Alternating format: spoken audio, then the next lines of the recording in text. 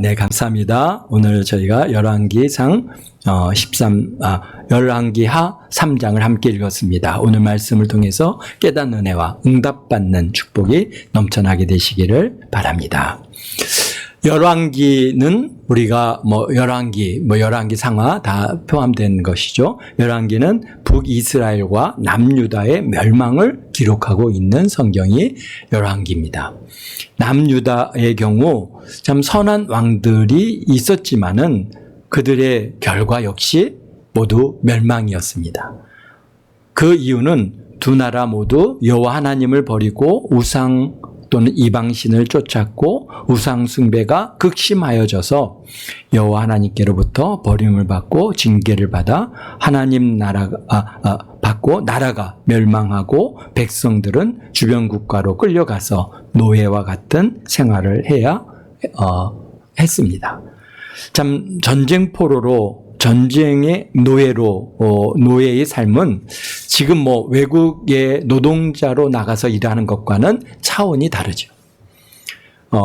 지금 이주 노동자들은 어쨌든 간 자발적이고, 물론 노동의 강도는 좀 강할 수도 있고, 또는 무시도 좀 당하기도 하고, 여러 가지 이렇게 좀 어려움도 있지만은, 그러나, 그 노동에 대한 보상이 있지만은 노예는 그저 먹고 사는 문제만 해결하여 줄 뿐, 그 이외의 보상은 없으며 인간의 존엄성도 철저히 무시당하는 그냥 소나 말과 차이가 없는 그런 삶을 살아가는 것이 노예입니다.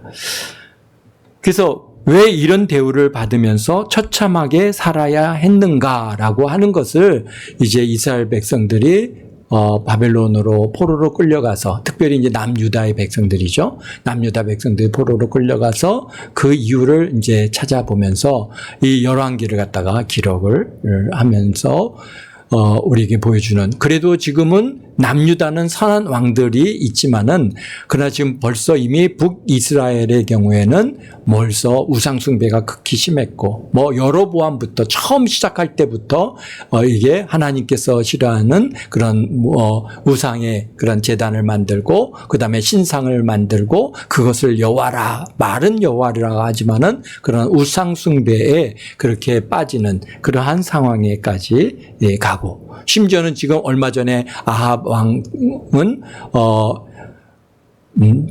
그의 아내 이세벨과 더불어서 바알 숭배를 갖다가 심각하게 받아들여서, 심지어는 이제 바알의 국가로 만들어 바알 숭배를 아주 국가의 종교로 만들어 가지고 이 바알 숭배하지 않는 여호와의 선지자들을 잡아 죽이는, 그래서 심지어는 엘리야 선지자께서 나 하나만 남았습니다라고 얘기할 정도까지 아주 철저하게 그렇게 정말 여호와의 선지자들을 잡아서 죽이는 일들이 있었다고 하는 사실을 우리가 이미 같이 읽었고 보아서 알고 있습니다.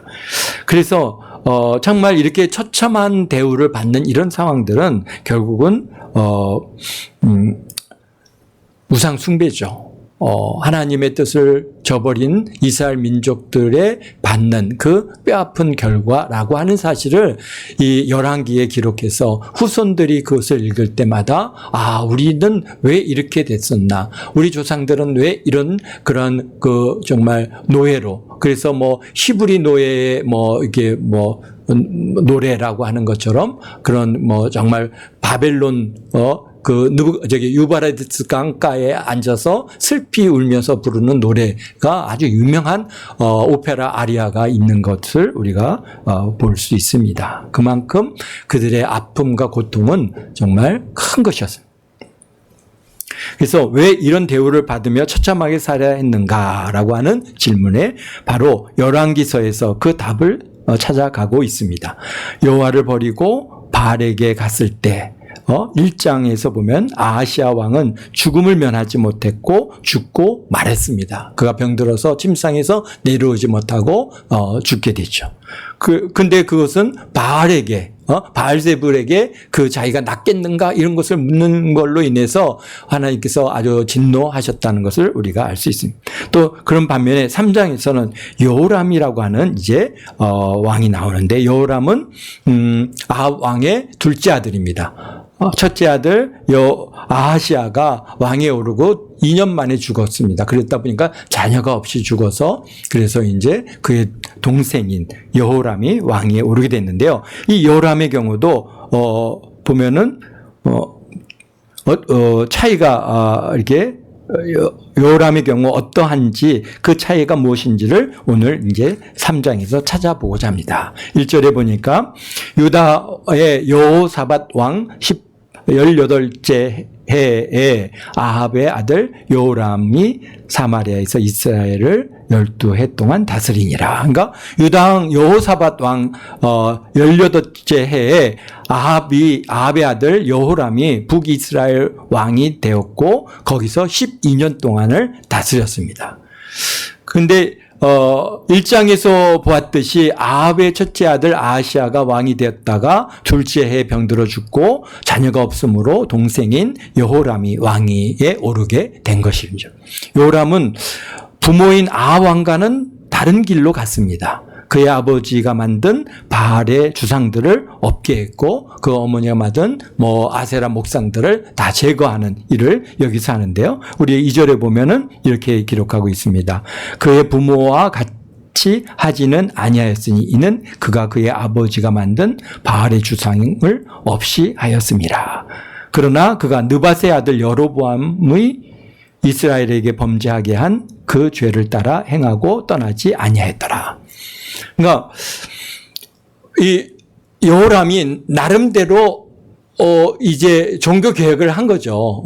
뭐냐면은 바알 숭배를 이제 북이스라엘에서부터 제거를 했습니다. 그래서 바알의 주상들을 다 제거하고 다 부셔버리고 그리고 낮지만은 그러나 하나님께 앞에서는 그가 나름 어느 정도 하나님의 뜻을 따라가는 것 같지만은 그러나 역시 그도 여로보암의 길 뭡니까? 바로 단과 베델에 만들어 놓은 금신상 바로 금송아지 앞에 가서 그것을 숭배하고 예배하는 이런 제사하는 일을 끝내지 않았다는 것이죠. 그렇기 때문에 결국은 그게 바알은 좀 어땠을지 몰랐지만은 그런 하나님 보시기에는 합당치 못한 일들을 계속 행하는 이러한 상황입니다. 그래서 여호람은 부모인 아합 왕과 다른 길로 갔는데 왜 그랬을까? 왜 부모 밑에서 아합 왕 또 그다음에 이세벨이라고 하는 엄마 밑에서 자란 이 여호람은 왜 또 이렇게 좀 생뚱맞지 않게 이렇게 바알을 갖다가 제거하는 일을 했을까 이런 생각을 갖다가 해보는데요. 왜 그랬을까요? 여호람이 여호와 하나님께 신실해서가 아니라는 것이죠. 만약에 신실했다면은 여로보암의 길로도 가지 않았겠죠. 그러나 어쨌든 간 자기 그 왕위에 올라서 자신이 왕이 되고 보니까 앞선 왕들과 차별화를 두어서 백성들의 지지를 받는 그런 필요가 있었다고 하는 것이죠. 분명한 것은 아버지 아합 왕은 굉장히 폭압적이고 정말 극히 그냥 강하게 북이스라엘을 갖다가 압제를 가했기 때문에 바알 신상을 만들고 바알에게 숭배하는 일들을 갖다 북이스라엘 백성들이 어느 정도 어쩔 수 없이 따라갔지만은 그러나 이제 그 아들 여호람이 왕위에 오른 다음에는 뭔가 북이스라엘 백성들의 마음을 사야 될 필요가 있습니다. 아무리 왕이라 할지라도 그러다 보니까 백성들이 원하는 게 뭔가 바알을 갖다가 바알 주상을 갖다가 다 제거하는 이 일을 해보니까 백성들이 너무 좋아하는 거예요. 그러니까 다 없애라 다 제거를 해낸 것이죠. 그런 것들을 갖다가 요즘 우리가 이게 북한 사회에서도 거기도 완전히 김씨 왕조잖아요. 근데 보면은 지금 김정은이가 그렇게 나라를 다스리고 있는데 생뚱맞지 않게 새로운 일을 갖다가 행하고 있어요. 뭐냐면은 아버지 김정은이나 또 심지어는 그의 할아버지 김일성이 만들어 놓은 통일에 대한 그러한 목표, 국가적 목표를 갖다가 싹 제거하고 우리는 이제 통일 안 한다. 우리는 그냥 우리 독립된 국가다라고 최근에 이제 그렇게 이제 정책을 세우는 것을 갖다가 보면서 왜 그랬을까요? 그러니까 아버지와 할아버지의 그런 일을 해놓은 것을 이제 없애고 자기를 갖다가 세우고 그래서 사람들이 이제 당신이 참 위대한 지도자입니다라고 하는 것을 갖다가 아마 인정받고자 하는 욕심이 어느 누구나 다 있는 것이죠. 그래서 여로보암도 여호람도 아버지 아합과는 좀 다른 길로 간 겁니다. 그래서 이제 뭔가 백성들의 마음을 사는 결과를 갖고 왔는데요. 그러나 뭐 성경에서는 그가 여호와 보시기에 악을 행했다라고 그렇게 평가하고 계시죠. 지금 이게 좀 착한 일을 했는데요. 그래도 여호와 하나님께서는 그가 악을 행했다. 왜? 느밧의 아들 여로보암이 만들어 놓은 금송아지를 섬기는 죄를 계속했기 때문이다라고 말씀하신. 그래서 1장에서도 말씀했듯이 아합 왕이 죽음으로 이제 모압이 이스라엘의 영향권에서 벗어나 조공을 바치는 것을 중지합니다. 그러니까 아합의 아버지 오므리 왕조가 시작할 때 오므리 왕이 이 모압을 갖다가 이제 침공해서 그들을 갖다가 완전히 이제 점령하고 그 다음에 오므리 그러니까 북이스라엘에게 조공을 바치는 그런 국가로 만들어 버렸거든요. 그런데 이제 그래서 오므리 왕 때나 아합 왕 때까지는 그렇게 이제 여기서 조공을 어떻게 보냈습니까? 어린 새끼 양의 털을 갖다가 10만 마리에 새끼 양 10만 마리의 털과 순양 10만 마리의 털을 갖다가 이스라엘 왕에게 바쳤더라. 그렇게 말하고 있습니다. 왜 어린 양의 털일까요? 사실 뭐 이제 지금도 이렇게 카시미어잖아. 카시미어. 뭐 양털을 가지고 만든 최상의 제품은 카시미어 뭐라고 해서 이렇게 이제 나오는데요. 그것은 가격이 어마어마하게 지금도 비쌉니다. 왜? 이게 양의, 특히 어린 양의 그 뽀송뽀송한 털을 가지고 아주 그렇게 만들어진 이 카시미어는, 우리 일반적으로 이렇게 큰 양들, 성인 양도 한번 깎아놓으면 이만큼씩 나오잖아요. 그런 양들의 털과는 비교가 안 될 정도로 굉장히 초고가품이 바로 이제 어린 양의 이제 이 털인데요. 그러니까 가장 최상품을 지금 이제 북이스라엘 아합 왕에게 조공을 바친 것이죠. 그다음에 순양의 10만 마리의 털도, 순양의 털은 좀 암양하고 좀 다른가 봐요. 그래서 그것도 훨씬 더 고가의 그런 털을 갖다가 지금 조공을 바친. 그래서 쉽게 얘기해서 지금 모압이 가장 중요한, 이제 여기서 보면은 우리 4절에 모압 왕 메사는 양을 치는 자라라고 그렇게 이제 기록하고 있는데요. 그냥 단순히 양치기 수준이 아니라 왕으로서 양을 통한 국제 무역을 능한 사람이었습니다. 당시에 주요 무역 상품이 바로 양의 털이죠. 사실 양을 갖다가 주고 파는 일들은 이 생물을 움직일 때 어떻게 몰고 가겠습니까? 그 10만 마리를 몰고 가는 일이 쉽지 않죠. 가다 보면 죽기도 하고 여러 가지, 또 장거리를 이동할 수 없고, 그런데 그 양에서 얻는 최고의 가장 중요한 상품은 바로 양털이거든요. 지금도 마찬가지예요. 그러니까 양털을 싹 해서 이제 각 지역에 이렇게 무역을 하는, 그래서 모압이 굉장히 부강한 국가로 성장을 했습니다. 그래서 이제 메사의 이제 이렇게 비석이 나오는데, 그 비석에 자기가 오므리 왕으로부터 우리가 이제 독립해서 이제 이렇게 부강한 국가를 만들었다라고 하는 그런 이제 비석의 내용들이 이제 나오는데요. 그런 것을 봐서 이 메사는 대단히 굉장히 뛰어난 그런 이렇게 나라를 통치하는 통치 능력이 있는 그런 사람이었다고 우리가 볼 수 있습니다. 그러기에 이스라엘에서 적기 양 10만 마리 털과 그 다음에 순양 10만 마리 털을 이스라엘 왕에게 바침으로 오므리 아합 그리고 여호람에 이르게 됐는데요. 그 모압 왕 메사는 25절에 보면은 여기에 그 도시 이름이 나오는데 길하레셀이라고 하는 도시가 있습니다. 이게 이제 모압의 수도예요. 근데 여기는 완전 남공불락입니다. 이 이제 우리가 이게 모압을 갖다가 이렇게 이제 모압 지역을 갖다가 다녀왔는데요. 그 모압 어디서부터 시작하냐면은 아르논 골짜기에서부터 시작해서 세렛 시내가까지 이루어지는 이 지역이 이제 모압 땅입니다. 그래서 그 아르논 골짜기에 메테오론을 갖다 건너 보이는 그 산지를 올라가 봤는데 얼마나 골짜기가 깊고 수백 미터를 내려가야 되는 골짜기고 그렇게 해서 이런 산지가 계속 이루어지는 그런 지역이 모압이고요. 그래서 그 지역에 보면은 역시 지금도 양들을 굉장히 많이 키우고 있습니다.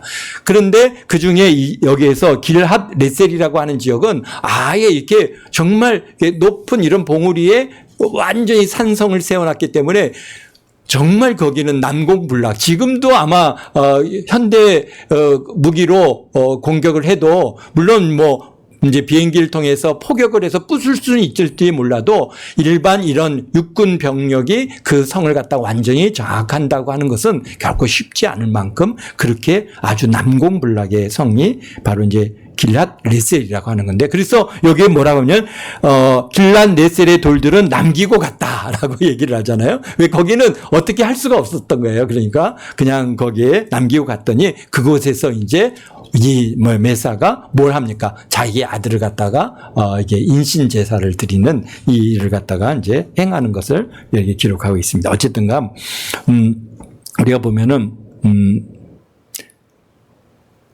그래서 모압 왕 메사는 그래서 길랏 레셀을 수도 왕도로 삼아서 강력한 민족주의 국가를 이루었고 주변 국가와 양털 무역으로 큰 부를 일궈낸 아주 행정가적인 그런 군주였다 그렇게 기록하고 있습니다. 아합이 아람 군대와 전쟁으로 죽음으로 북이스라엘의 영향력이 약화된 틈을 타서 쉽게 말해서 이제 독립을 갖다가 선언한 것이죠. 이런데 여호람도 만만한 사람이 아닙니다.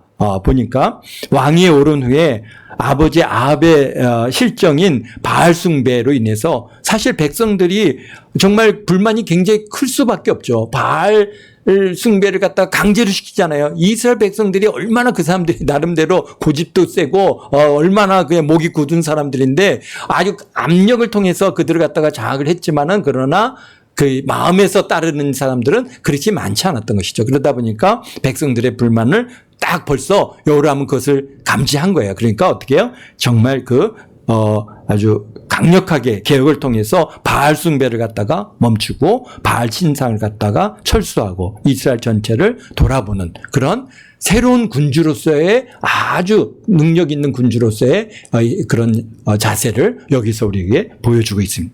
그래서 국가의 상황을 직접 알아볼 만큼 뛰어난 정치력을 가지고 있는 사람입니다. 근데 국가 경제를 돌아보니까 뭡니까? 모압의 배반이 국가 경제에 심각한 피해를 입히고 있다고 하는 것을 판단한 것이죠.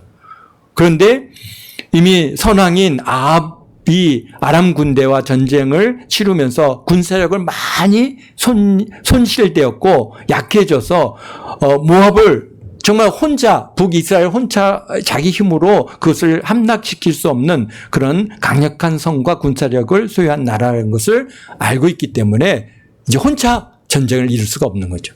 그랬다 보니까 남유다 여호사밧 왕에게 사신을 보냅니다. 여호사밧 왕은 뭐 어떤 사람입니까? 자기의 글쎄 누이인지 누님인지는 알지 못하지만 아달랴가 아합의 딸이잖아요. 그 딸을 갖다가 며느리 삼은 사람이거든요. 사돈지간이에요. 그러다 보니까 이게 자기 어쨌든간 누이님이라면은 누이라면 누이의 아버지잖아요. 누이의 시아버지. 그러니까 쉽게 얘기해서 이게 혈연 관계로 볼 수 있기 때문에 굉장히 굉장히 친밀한 관계를 이루고 있는, 그러니까 여호사밧 왕에게 사신을 보냅니다. 그래서 당신 나와 함께 가서 모압을 치겠습니까? 나와 연합군을 이루겠습니까? 그러니까 여호사밧 왕이 또 뭐라고 합니까? 왕한테 한 얘기와 똑같은 얘기예요. 내가 올라가겠다. 나는 당신과 같고, 그 다음에 내 백성은 당신의 백성과 같고, 내 말들은 당신의 말들과 같다라고 그렇게 이제 우리 7절에 이렇게 말하죠. 그래서 왕에게 했던 말을 역시 똑같이 하는데요. 여호사밧 왕은 사실 선한 왕으로 인정받는 이러한 인물입니다. 그 하나님 말씀을 갖다 백성들한테 교육시키고, 그래서 하나님의 뜻대로 살 수 있도록 그렇게 만들었던 그런 훌륭한 여호사밧 왕인데, 그런데 계속해서 악한 북이스라엘 왕과 군사 연합을 하는 것을 대해서 역대하 19장 2절에 보면은 정말 선지자가 와서 여호사밧 왕을 책망을 하는데요. 아합과 연합한 것에 대해서 왕이 악한 자를 돕고 여호와를 미워하는 자들을 사랑하는 것이 옳으니까라고 아주 책망을 받는 이런 내용들을 기록하고 있습니다. 그런데도 또 여호람이 저기 함께 가서 저 모압을 치러 같이 가시겠습니까? 저와 함께 연합해 주시겠습니까? 라고 물었을 때 오케이, 좋지. 우리는 이미 뭐랄까요? 군사 동맹을 맺은 것이 아닌가 이렇게 보여지는 것이죠. 그러니까 서로 군사 동맹을 맺고, 그 다음에 또 뭡니까? 이제 혈연 간에 서로 이렇게 자녀를 갖다가 며느리로 삼고 하는 이런 관계로 이게 아주 강력하게 뭔가 연결돼 있는 것 같아요. 그러니까 북이스라엘이 좀 우리 함께 합시다라고 하면은 거절하지 못하고 또 가는 것이. 근데 이번에는 그 여호람과 연합군을 형성하고 났을 때는 이 여호사밧이 좀 다릅니다. 어떻게 하냐면 더 적극적으로 군사 전략을 세우고 있습니다.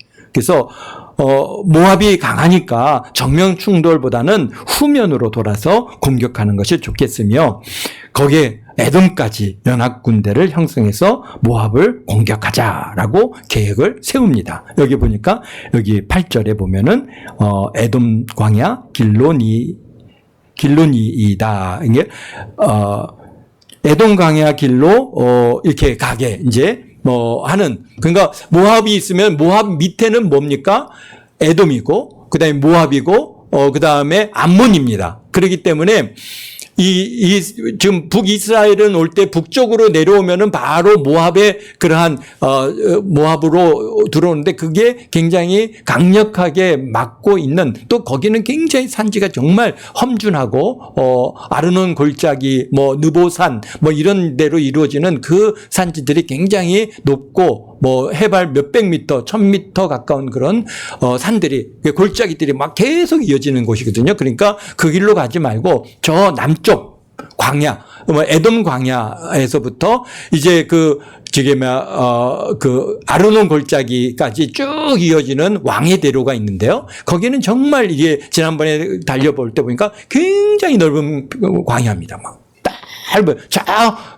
끝이 이게 지평선이 보일 듯한 그런 정도로 굉장히 넓은 광야를 이루고 있기 때문에 지금 여기에서 이 여호사밧 왕이 어디로 가냐, 북쪽으로 내려가지 말고 남쪽으로 에돔을 통해서 모압을 치러 올라가자, 이렇게 계획을 세워준 거죠. 그러면서 어디까지? 에돔까지. 에돔은 지금 남유다의 영향권 하에 있기 때문에 이제 에돔 보고 야 와라 그러면은 이제 어쩔 수 없이 가야 되는 그런 상황입니다. 그래서 에돔까지 합쳐서 연합군을 계획하는데, 그래서 그렇게 이제 나가서 이제 우리가 이제 그냥 모압을 갖다가 금방이라도 이제 함락시킬 것 같은 그런 기세를 가지고 갔는데, 금방 무슨 일이에요? 7일 만에 아주 난간에 부닥치게 되는데요. 그래서 참 보면은 참으로 인간의 계획은 완전한 것 같으나 언제나 부족한 부분이 있기 마련이라고 하는 사실이죠. 모압을 몰래 뒤에서 습격하는 것까지는 좋은데, 그런데 그 지역이 뭐가 없어요. 이게 우기에는 물이 그러니까 세렛 이제 시냇가가 이게 이게 와디입니다. 와디라는 것은 비가 오면은 물이 흐르고 그다음에 건기에는 물이 마르는 그런 지역인데요. 그 지역을 돌아봤을 때 그 저희가 갔을 때만 해도 사실은 이제 2월 달인데도 그 이제 우기가 시작되는 겨울 우기가 시작되는 지역인데도 그냥 사실은 모래밭 같고 광야고 정말 이게 물을 구하기가 쉽지 않고 그래 그때 세렛 그 시냇가를 갖다가 이렇게 넘는데 보니까 물이 다 말라 있습니다. 그러니까 지금 몇 월 달에 지금 이제 이 전쟁을 다 치르러 갔는지는 잘 모르겠지만은 당연히 물이 없을 것을 알고 물을 준비해야 되는데 근데 사실 그렇잖아요. 그 많은 군인들과 그 다음에 짐승들과 뭐 가축들을 몰고 가는데 그것을 갖다가 먹일 물을 갖다가 완전히 그렇게 조달해서 간다는 것은 어렵죠. 그러니까 7일 정도는 가지고 마실 물을 가지고 갔을지 몰라도 벌써 이제 7일째 되니까 물이 없는 겁니다. 그러니까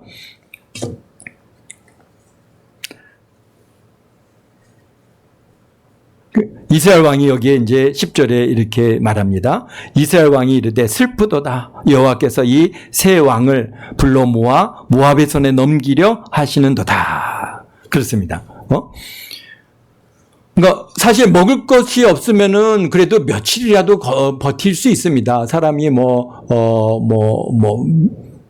한 7일 이상은 어느 정도 이렇게 이제 먹지 않고 버틸 수 있지만 물이 없으면은 사실은 단 하루도 넘기기가 어려운 것이 바로 물입니다. 그래서 요람이 자신의 처지를 한탄하면서 여호사밧은 한탄할 때 우리 여기서 다 죽게 됐습니다라고 그렇게 한탄할 때 여호사밧 왕은 뭘 여기서 찾습니까? 보니까 이 10절에 11절에 여호사밧이 이르되 우리가 여호와께 물을 만한 여호와의 선지자가 여기 없느냐 하는지라 그렇습니다. 그러니까 바로 여기서 이제 신앙인과 비신앙인의 차이가 나타나는 때가 언제냐? 바로 위기가 왔을 때, 어려운 일을 만났을 때 분명히 달라지는 것이죠. 보니까 9절에 10절에 이스라엘 왕은 요람 왕은 그냥 거기서 우리가 죽게 됐습니다 하면서 여기서 그냥 원망하고 좌절하고 낙담하는 반면에 여호사밧 왕은 어떻게 합니까? 여호와께 물을 만한 여호와의 선지자가 여기 없느냐? 그 하나님께 뭡니까? 하나님의 뜻을 구하고 하나님 앞에 좀 기도하는 그런 자세로 그래서 그 하나님께서 그들의 길을 형통한 길로 이끌어 갈 수 있도록 그러한 기회를 얻게 되는 것을 우리가 보는데요. 그러니까 여호사밧 왕이 여호와께 물을 만한 여호와의 선지자가 없느냐 했더니 엘리사가 여기 있습니다. 그러면서 엘리사를 갖다가 여기 이제 모시고 오는데요. 여기서 12절에 아주 특이한 현상이 하나가 나오는데요. 여호사밧이 이르되 여호와의 말씀이 그에게 있도다 하는지라 이에 이스라엘 왕과 여호사밧과 에돔 왕이 그에게로 내려가니라. 뭔가 좀 다르죠? 사실 아하시야 왕은 어떻게 했습니까? 엘리야를 갖다가 부를 때 가서 저를 잡아라 시켰더니 뭡니까 50명의 50부장을 보내서 잡으러 갔더니 두 번이나 그들이 하늘에서 내려오는 불로 다 태움을 받아 죽는 결과를 갖고 왔는데 여기서는 다르다는 거예요. 왜 누가 여기서는 여호사밧 왕이 함께 하니까 이 사람들은 자신을 낮추어서 바로 지금 엘리사를 찾아가서 내려갔어요. 그래서 자세를 낮추는 겸손의 모습을 가서 여기서 만약에 여호사밧 왕이 없었다면 아마 그랬을 거예요. 여호람이 가서 엘리사를 좀 불러와라. 그래서 엘리사를 갖다가 가서 불러왔으면 엘리사가 왔겠습니까? 안 왔죠. 여기서 말하지 않습니까? 여기 우리 14절에도 엘리사가 여호사밧의 얼굴을 봄이 아니었다면 내가 당신들을 향하지도 않았고 당신들을 보지도 않았을 것입니다. 근데 누가 있기 때문에 바로 여호사밧 왕이 있기 때문에 엘리사가 그들에게 그들의 얼굴을 마주대하고 무슨 일이냐 묻고 그 다음에 그 뜻을 받아들이고 있는 것을 우리가 보게 되는데요. 그러니까 여기서 정말 하나님의 사랑과 함께하는 일이 형통함을 얻는 비결이라는 것을 오늘 우리에게 보여주고 계신 것이죠. 만약에 여호사밧 왕이 없었으면은 여기 여호람은 아무리 엘리사를 갖다 불러가서 모셔온다고 한들 만나주지 않았을 것입니다. 그래서 오늘도 우리가 이 모습에서 신실한 자 여호사밧 왕과 함께하니 그 정말 불의한 여호람이라 할지라도 하나님께서 만나주시고 그의 길을 열어주시고 그 뜻을 해결해 주시는 것을 보게 되는데요. 그래서 엘리사가 기도하니까 하나님께서 그 길을 열어주시죠. 지혜를 주시는데 골짜기를 깊이 파라. 그래서 골짜기를 깊이 팠어요. 그러면서 이제 물이 곧 찰 것이다. 그랬더니 그 다음날 에돔 땅에서부터 물이 그냥 흘러 들어와서 골짜기를 가득 채우는데 이제 뭡니까? 여기 모압 사람들이 성에서 군복을 입고, 그 다음에 이제 딱 지키고 있는데 아침에 보니까 물이 흘러 내려오는데 사실 지금 물이 흐를 일이 없는 것이죠. 다 건조한 시기인데 그런데 저쪽 보니까, 에돔 쪽에서 막 물이 흘러오는데 보니까 이게 물이 아니야. 뻘겋게 보여. 우와, 피네? 우와, 피가 흐르네. 이건 저 왕들끼리 이제 3명이 연합해서 온 걸 알고 있잖아요. 그러니까, 서로 죽이고 죽여서. 그 군사들의 피가 저렇게 흐르는구나. 야, 이제 우리 가서 저들의 가서 노력해오자. 그리고 그 난공불락과 같은 그 성을 빠져나온 거예요. 그래가지고 막 가려고 보니까 거기에 이스라엘 군인들이 그대로 살아있잖아요. 덤벼 들어가고 막 치고 막 그들을 갖다가 공격하니까 겨우겨우 도망해서 어디까지 도망간 거예요? 길랏 레셀이라고 하는 그들의 아주 가장 강력한 성으로 숨어 들어갔습니다. 그랬더니 여기 이제 26절에 요압 왕이 전세가 극렬하여 당하기 어려움을 보고 칼찬 군인 700명을 거느리고 돌파하여 지나가서 에돔 왕에게로 가고자 하되 가지 못했다. 그러니까 사실 북이스라엘 군대, 남유다의 군대가 강력하거든요. 그러니까 가장 약한 에돔 왕이 지금 이제 이끌고 있는 그쪽으로 병사 700명을 갖다가 딱 무장시켜서 지금 왕이 그 성에서 빠져나가려고 도망가려고 함께 테러를 갖다가 열고 나가려고 막 했는데 안 된 거죠. 그래갖고 다시 이제 성으로 다시 들어왔습니다. 그럼 이제 큰일 났어요. 어떻게 할 것이 방법이 없으니까 그 모압이 무슨 신을 섬기냐면 그모스 신을 섬기는데 그모스 신을 섬기는 방식이 뭐냐면은 사람을 제물로 바쳐서 태워서 죽이는데요. 그것도 그냥 사람이 아니라 자녀들을 갖다가 인신 제사를 지내는데 자신의 자녀들을 제물로 주어서 그것을 불로 태워가지고 그 모습 신을 갖다가 앞에 제사를 지는 그런 아주 정말 가장 잔인하고 가장 악한 행위를 하는 데가 바로 모압입니다. 그런데 여기서 보니까 이 모압 왕이 뭘 합니까? 자기의 아들, 그것도 다음 차기 왕이 될 맏아들이죠. 맏아들을 갖다가 거기서 잡아가지고 참 성 위에서 번제를 드리는데 이 성이 워낙 높거든요. 그러니까 밑에서 이 이스라엘 군대들이 보니까 이 지금 사람을 잡아가지고 거기서 제사를 지내는 모습이 다 보인단 말이에요. 그러니 이게 저런 악한 놈들이 다 있나 그러면서 이들과 상종할 수 없다. 우리가 저들과 같이 얼굴을 맞대고 싸우는 일조차도 싫다. 그러고 결국은 어떻게 합니까? 이스라엘의 크게 경노함이 임함에 그들이 떠나 각기 고국으로 돌아갔더라. 글쎄 모압 왕은 나름대로 자기 계획한 것을 이루어냈는지는 모르겠지만은 그러나 이런 정말 있을 수도 없는 그런 일을 갖다가 행하는 이런 모습을 여기에 기록하고 있습니다. 그러니 모압이 앞으로 잘 될 나라가입니까? 잘 될 턱이 없죠. 모압이란 나라가 잘 될 수가 없는 것이죠. 결국은 그 모압은 완전히 지금 지구상에서 그 존재 자체도 다 사라져버리고 지역만 있을 뿐이지 모압이라고 하는 그런 그 민족이나 그의 이제 나라나 이런 것들 다 없어지고 말았습니다. 그래도 나름 에돔은 남아있어요. 에돔은 뭘로 남아있습니까? 요르단이라고 하는 나라로 해서 지금 이제 남아서 어쨌든 간 요르단의 수도는 암만인데 그 암만에 보면은 그 에돔성이 있습니다. 암만성이라고도 하고 에돔성이라고도 하고 그래서 그 후손들은 어느 정도 그래도 남아 있는데 이 모압같이 이렇게 자녀를 갖다가 이렇게 불로 태워서 이렇게 인신 제사를 지내는 이런 악행은 하나님께서 그냥 두실 수가 없는 것이죠. 그렇습니다. 오늘 말씀 속에서 우리는 무엇을 발견하십니까? 바로 비록 이스라엘 왕 여호람이 우상 숭배하고 여로보암의 길로 갔지만은 어려울 때 여호와의 말씀을 찾고 그 앞에 겸손하여 말씀에 순종하면 어떻다는 거예요? 승리가 찾아온다는 것입니다.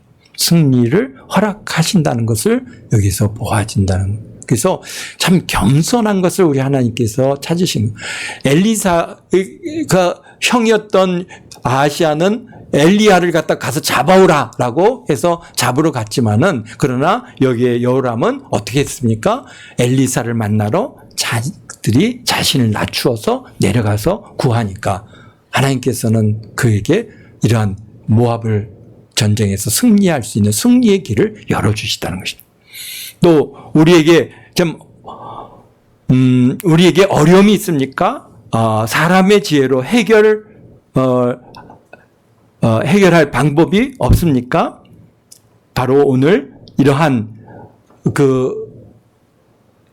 여호람이나 여호사밧이 참 그런 길을 찾지 못해서 지금 물이 다 떨어져서 이제 다 죽게 된 이런 극한 상황에 놓였을 때 좀 자신의 힘으로 자신의 능력으로 해결할 수 없는 이러한 이러한 위치에 놓였을 때 그들이 뭘 했느냐? 하나님을 찾았죠.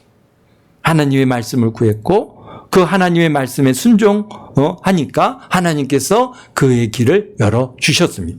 그와 같이 우리도 그런 우리에게 어려운 일이 있고 우리가 참 내 지혜를 가지고 아무리 해결할 방법이 없다 할 때 어떻게 됩니까? 우리는 하나님을 찾아야죠. 또 하나님의 말씀을 구해야 되고 또 그 하나님의 말씀에 순종하고 하나님께서 승리를 허락해 주시는 줄로 믿습니다. 문제 해결의 길을 보여주십니다. 아멘. 그래서 이런 응답받고 기쁨으로 살아가시는 저와 여러분 모두가 되시기를 예수님의 이름으로 축원드립니다. 아멘. 기도하겠습니다. 사랑의 예수님.